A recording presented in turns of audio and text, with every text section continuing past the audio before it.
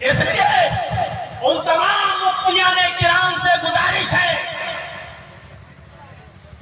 یہ عبادت کے معاملے میں اپنی طرف سے کوئی فتویٰ مت دیجئے جو ثابت نہ ہو شریعت سے، اور اسی لیے لکھنؤ کی سرزمین پر ہم نے اس کی مخالفت کی اور برجستہ ایک جمعے میں نے ڈنکے کی چوٹ پر اعلان کیا کہ سارے ہندوستان کے مسلمان روزہ رکھ لیں۔ اس ملا اور مفتی کے کہنے پر جماعت اہل حدیث کے افراد روزہ نہیں رکھیں گے، کیونکہ ایسا روزہ رکھنے کا ثبوت شریعت کے اندر نہیں ہے۔ محمد رسول اللہ نے روزہ رکھ کر، نفلی روزہ رکھ کر دعا کرنے سے ہمیں حکم نہیں دیا، اس لیے ہم روزہ نہیں رکھیں گے۔ دعا تو کریں گے، دعا اسی انداز میں کریں گے، ہم قنوت نازلہ پڑھیں گے، ہم اور طریقے اپنائیں گے جو شریعت سے ثابت ہے، ہم اپنی نمازوں میں قنوت نازلہ پڑھیں گے، دعا کا جو طریقہ اللہ کے نبی نے بتایا وہ کریں گے، لیکن معاف کیجئے گا اس کے لیے ہم تمہارے حکم پر شریعت کا ناجائز استعمال کریں،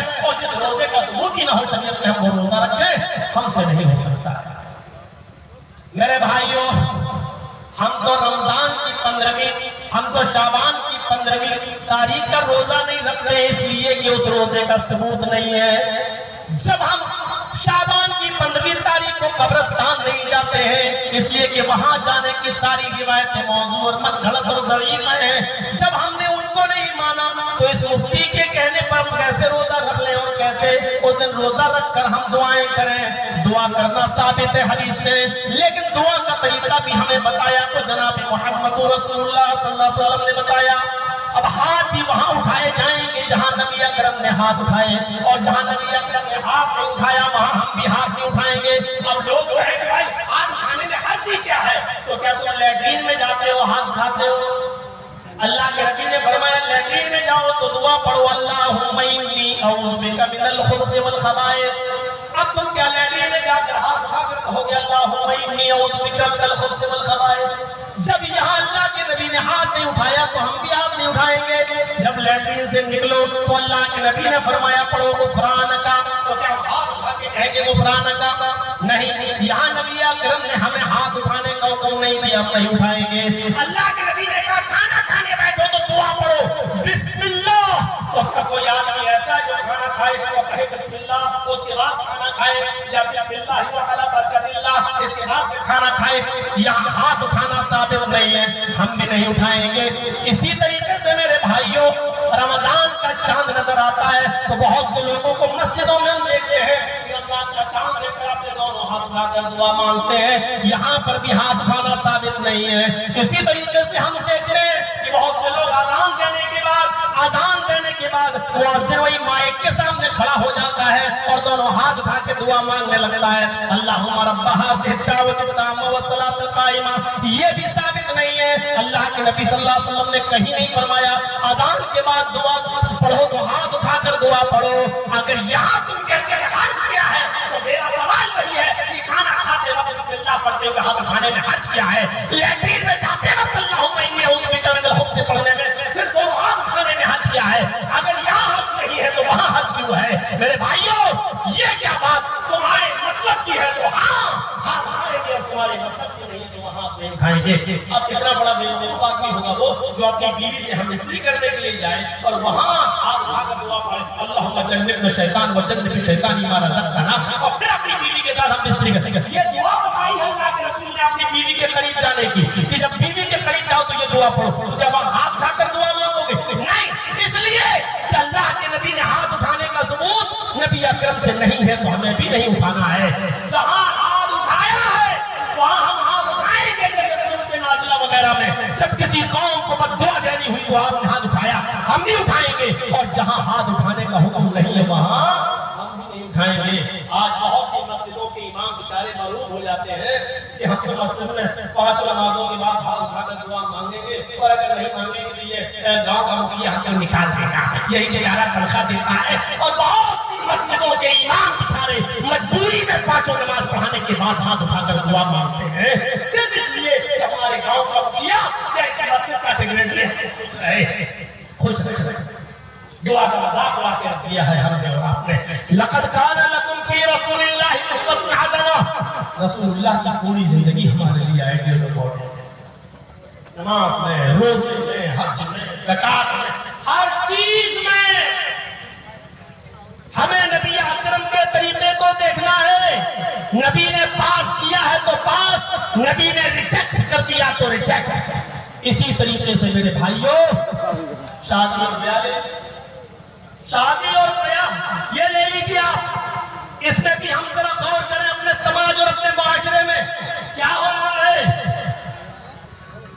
تقریباً 25 سال کا زمانہ گزر چکا ہے. آپ کے کٹیہار، پورنیہ، کلہیا، بہار کے اندر، جھارکھنڈ میں آتے آتے میرا، اور 25 سال کی اس لمبی زندگی میں میرے بھائیوں، جہیز کے خلاف بھی بہت سی تقریریں ہم نے کی ہیں، لیکن آج 25 سال کے بعد ایک برائی ہم اپنے معاشرے سے دور نہیں کر پائے. ایک برائی اپنے معاشرے سے دور نہیں کر پائے.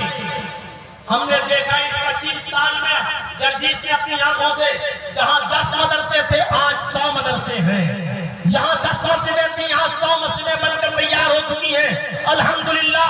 جہاں 100 اہل حدیث تھے آج وہاں پر 150 اور 200 ہو چکے ہیں. میں نے دیکھا ہر چیز میں اضافہ ہے، لیکن برائیوں میں ہم نے دیکھا ہے کہ کوئی کمی واقع نہیں ہوئی ہے. لاٹری نہیں، آج کئی میچ میں دیکھ لو کتنے لوگوں نے کتنا سٹا ہارا ہے. ایک ایک بال پر جوا، اور اس معاملے میں بنگال سب سے آگے ہے، اور خاص طور پر وہ کلیا چک کا علاقہ، وہ علاقہ میرے بھائیوں جہاں ایک ایک بال پر سٹا لگتا ہے. ایک ایک بال پر، اس بال پر چھکا لگے گا یا نہیں، اس بال پر چوکا لگے گا یا نہیں. یہ ہماری قوم کس طرف جا رہی ہے، کیسی بہت رہی ہے. میرے پیارے ساتھیوں، ذرا ہم تصور کریں کہ شادیاں اللہ کے نبی کے زمانے میں کیسے تھیں. آج یہ ناک کا مسئلہ بنا ہوا ہے کہ لڑکی میری ہے تو میں کیوں پیغام لے کے جاؤں لڑکی کا. ہماری بیٹی خوبصورت بھی ہے، پڑھی لکھی ہے، لڑکے والے پیغام لے کر آئے ہیں، لڑکے والے ناک کا مسئلہ بنائے ہیں. میرا لڑکا ہینڈسم ہے، خوبصورت ہے، ماشاءاللہ، برسر روزگار ہے، سرکاری نوکری مل رہی ہے. میں کیوں کسی لڑکی کی چوکھٹ پر رشتہ لے کے جاؤں؟ ضرورت مند خود آئے. سوال یہ پیدا ہوتا ہے کہ لڑکی والا پیغام دے یا لڑکے والا پیغام دے. اس چیز کو بھی ہمیں اسوہ حسنہ کی روشنی میں سمجھنا چاہیے کہ نبی کا طریقہ کیا تھا یا صحابہ کرام نے کس پر عمل کیا. آئیے آپ کو ایک واقعے کی طرف لے کے چلتا ہوں. حضرت عمر فاروق رضی اللہ تعالی عنہ کی بیٹی کا نام تھا حفصہ. ان کے شوہر کا نام تھا حضرت خنیس ابن حذافہ السہمی رضی اللہ تعالی عنہ. جنگ بدر میں یہ سخت زخمی ہوئے. حضرت عمر فاروق کے داماد سخت زخمی ہو گئے. کس میں؟ جنگ بدر کے اندر. اور اس زخموں کی تاب نہ لا سکے اور پھر شہید ہو گئے، انتقال کر گئے. حضرت عمر فاروق رضی اللہ تعالیٰ عنہ کو اپنی بیٹی کی شادی کی فکر دامن کی ہوئی، کیونکہ جس وقت حضرت خنیس کا انتقال ہوا اس وقت حضرت حفصہ کی عمر صرف 21 ایئرز، صرف 21 سال. اب آپ دیکھیے حضرت عمر فاروق رضی اللہ تعالیٰ عنہ کو اپنے داماد کے انتقال کے بعد اپنی بیٹی کی شادی کی فکر دامنگیر ہوئی، تو حضرت عمر فاروق رضی اللہ تعالیٰ عنہ نے حضرت حفصہ کے نکاح کا پیغام کس کو دیا؟ حضرت عثمان غنی رضی اللہ تعالیٰ عنہ. حضرت عثمان سے کہا اگر آپ کی مرضی ہو، اگر آپ کا ارادہ ہو، میری بیٹی اس وقت بیوہ ہو گئی ہے، میرے داماد خنیس ابن حذافہ السہمی کا جنگ بدر میں زخموں کی تاب لگا کر انتقال ہو گیا ہے، میں اپنی بیٹی کے لیے رشتہ چاہتا ہوں، اگر آپ کو پسند ہو تو آپ میری بیٹی حضرت حفصہ سے نکاح کر لو. سنیے گا، آج آپ کو پتا چلے گا کہ اسوہ کیا ہے، نبی کا طریقہ کیا ہے، شریعت کیا کہتی ہے. حضرت عثمان غنی کے سامنے جب 21 سال کی حضرت حفصہ کے باپ کی طرف سے پیغام ملتا ہے، اگر آپ چاہیں تو میں اپنی بیٹی کا نکاح آپ کے ساتھ یہ دیتا ہوں۔ حضرت عثمان غنی رضی اللہ تعالیٰ عنہ نے کہا مجھے کچھ دن کا موقع دو، مجھے کچھ سوچنے دو، میں غور کر کے بتاؤں گا۔ ایک دم آج آپ نے کہا فوراً کیسے فیصلہ کر لیں، کچھ سوچنے کا موقع دیجیے۔ حضرت عمر فاروق نے کہا ٹھیک ہے۔ حضرت عمر فاروق رضی اللہ تعالیٰ عنہ نے کہا ٹھیک ہے، سوچ لیجئے۔ کچھ دنوں کے بعد پھر ملاقات ہوئی حضرت عمر فاروق کی حضرت عثمان سے، تو حضرت عمر فاروق نے پھر کہا اے عثمان کیا ارادہ ہے، آپ نے کیا سوچا؟ کچھ دن کے لیے سوچنے کا جو وقت مانگا تھا آپ نے کچھ غور کیا؟ تو حضرت عثمان غنی فرماتے ہیں کہ رائے نہیں ہو پا رہی ہے، لہذا کہیں اور دیکھ لو، میں آپ کی بیٹی حضرت حفصہ سے نکاح نہیں کر سکتا، میری رائے نہیں بن پا رہی ہے، یعنی میں نہیں کر سکتا۔ وہ جاتی بہت ہی صاف لفظوں میں کہ رائے نہیں بن پا رہی ہے، میں نہیں کر سکتا۔ شادی کا معاملہ زبردستی ہے۔ پھر حضرت عمر کس کے پاس گئے؟ حضرت ابوبکر صدیق، اور حضرت ابوبکر صدیق سے عرض کیا کہ اے ابوبکر تم کو تو معلوم ہی ہے کہ میرے داماد حضرت خنیس جنگ بدر میں زخمی ہو گئے اور بعد میں ان کا انتقال ہو گیا، میری بیٹی حفصہ بیوہ ہو گئی، میری بیٹی کی عمر 21 سال کی ہے، شادی کی فکر مجھے دامنگیر ہے، اس لیے میں چاہتا ہوں کہ میں اپنی بیٹی کا نکاح تم سے کر دوں، آپ کی کیا رائے ہے؟ میں نے عثمان غنی کو پیغام دیا تھا لیکن وہ نہیں کر سکتے، انہوں نے انکار کر دیا، آپ کی کیا رائے ہے؟ کیا آپ میری بیٹی سے شادی کر سکتے ہیں؟ اگر آپ چاہیں تو میں اپنی بیٹی کو آپ کے نکاح پہ دینے کو تیار ہوں۔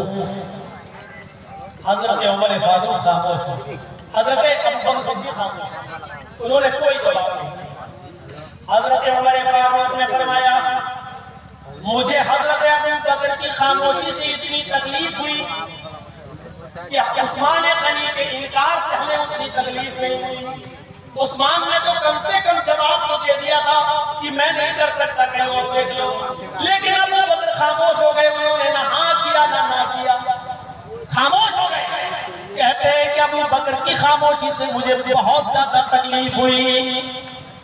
کچھ دنوں کے بعد حضرت عمر فاروق رضی اللہ تعالیٰ عنہ کی بیٹی حضرت حفصہ کو محمد رسول اللہ صلی اللہ علیہ وسلم کا پیغام آ گیا، اور ابوبکر اور حضرت حفصہ رضی اللہ تعالیٰ عنہ کا نکاح محمد رسول اللہ صلی اللہ علیہ وسلم سے ہو گیا۔ عمر فاروق کی بیٹی حفصہ کی عمر 21 سال اور نکاح کس سے ہو رہا ہے؟ جناب محمد رسول اللہ سے۔ پھر حضرت ابو